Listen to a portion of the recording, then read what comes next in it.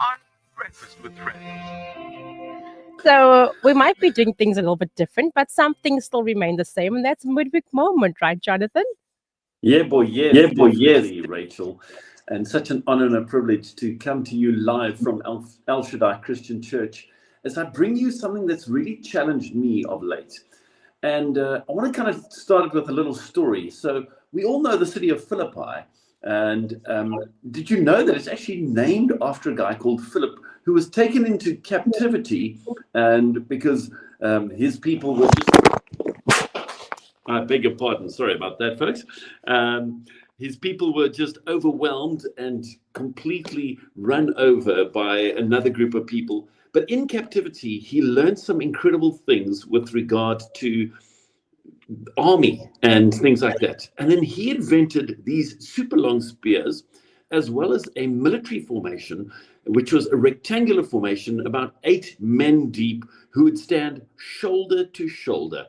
And this incredible group of men would invoke massive fear in their enemies and conquer so many cities, so many areas, and hence why Philippi is named Philippi, because he was the king at the time and just had great success on the military field. And why am I telling you this bit of history?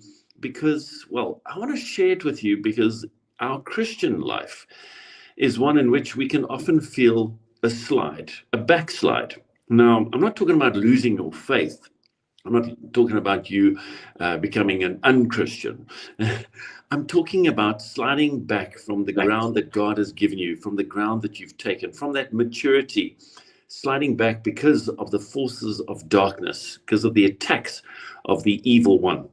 And so this morning, just reflecting on Ephesians, where it speaks about that our fight is not against flesh and blood, but against powers, principalities, and dark forces.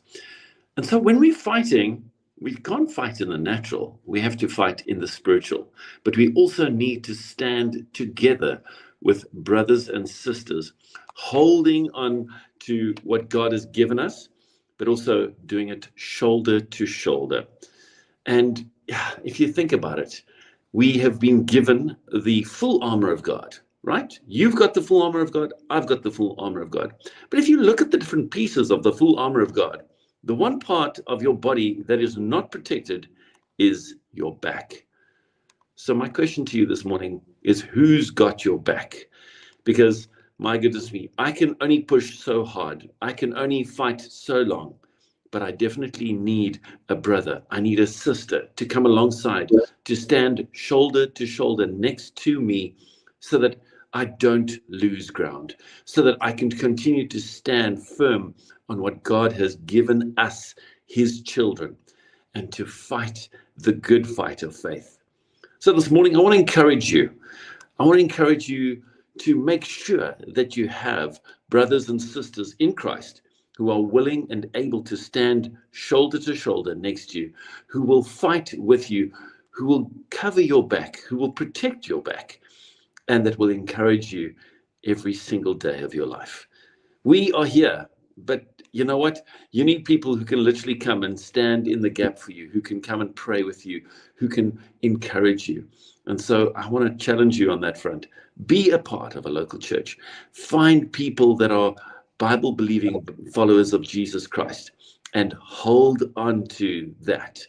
May you be richly blessed today.